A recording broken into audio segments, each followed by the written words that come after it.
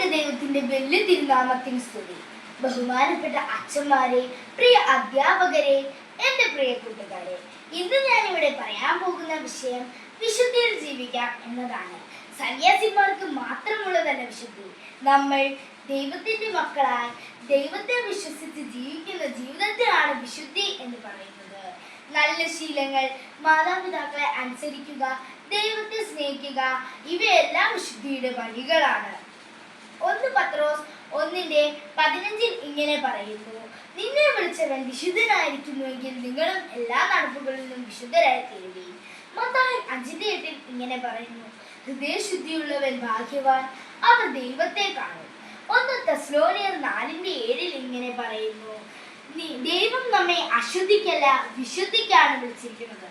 സങ്കീർത്തനം 119:9 ഇങ്ങനെ പറയുന്നു: ഒരു യുവാവ് തന്റെ വഴി എങ്ങനെ വൃത്തിയായി സൂക്ഷിക്കാം? തന്റെ വചനത്തിലൂടെ ജീവിക്കുമ്പോൾ. കൂട്ടുകാരി, ഞാൻ ഒരു കൊച്ചു കഥ പറയാം. ഒരു ഗ്രാമത്തിൽ ഒരു ശില്പി ഒരു വലിയ കല്ല് കൊത്തുകയായിരുന്നു. അപ്പോൾ ഒരു കുട്ടി അത്ഭുതത്തോടെ ആ ശില്പിയോട് ചോദിച്ചു: ചേട്ടാ, ഇത്രയും വലിയ കല്ല് എന്തിനാണ് കൊത്തുന്നത്? അപ്പോൾ ആ ശില്പി പറഞ്ഞു: ഇതിൻ്റെ അകത്ത് മനോഹരമായ ഒരു ദൂതനുണ്ട് എന്ന്. അങ്ങനെ ദിവസങ്ങൾ കഴിഞ്ഞപ്പോൾ ആ കല്ലൊരു മനോഹരമായ ദൂതന്റെ പ്രതിമയായി മാറി. അപ്പോൾ ആ കുട്ടി വീണ്ടും ആ ശില്പിയോട് ചോദിച്ചു: ചേട്ടൻ എങ്ങനെ അറിയാം ഇതിൻ്റെ അകത്ത് ഒരു ദൂതനുണ്ട് എന്ന്? അപ്പോൾ ആ ശില്പി പറഞ്ഞു: ഞാൻ അതിനെ മനസ്സുകൊണ്ടറിഞ്ഞു, എന്നിട്ട് അതിന്റെ അനാവശ്യ ഭാഗങ്ങൾ നീക്കം ചെയ്തു. കൂട്ടുകാരി, ഇതേപോലെ തന്നെയാണ്, ഈ കല്ല് പോലെ തന്നെയാണ് നമ്മുടെ ജീവിതം. ദൈവം നമ്മെ വിശുദ്ധരായിട്ടാണ് സൃഷ്ടിച്ചത്.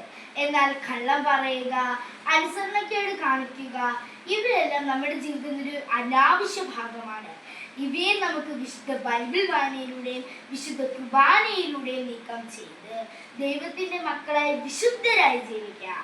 നമുക്ക് വിശുദ്ധിയിൽ ജീവിക്കാം. എല്ലാ ദിവസവും രാവിലെയും വൈകിട്ടും പ്രാർത്ഥിക്കാം. മാതാപിതാക്കളെയും അധ്യാപകരെയും അനുസരിക്കാം. സുഹൃത്തുക്കളെ സ്നേഹിക്കുകയും ക്ഷമിക്കുകയും ചെയ്യാം.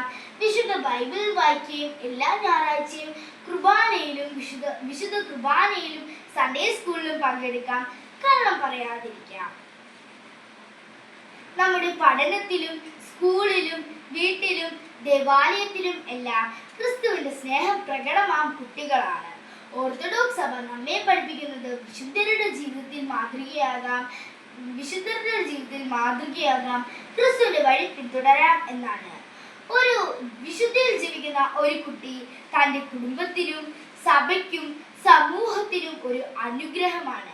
അതിനാൽ നമുക്ക് എല്ലാവർക്കും ഇന്നൊരു തീരുമാനമെടുക്കാം: ദൈവമേ, എൻ്റെ ഹൃദയം വിശുദ്ധമാകണമേ. എല്ലാ ദിവസവും അങ്ങേ പ്രസാദിപ്പിക്കുന്ന ജീവിതം നൽകുവാൻ എന്നെ സഹായിക്കണമേ. അവസാനമായി എബ്രായർ 12:14 വചനം ഓർക്കാം: എല്ലാവരും സമാധാനത്തിലും വിശുദ്ധിയിലും പിന്തുടരുവേ. വിശുദ്ധിയിൽ അല്ലാതെ യേശുക്രിസ്തുവിനെ കാണരുത്. നമുക്ക് വിശുദ്ധരാകാം, ക്രിസ്തുവിൽ സാക്ഷികളാകാം. നന്ദി, നമസ്കാരം.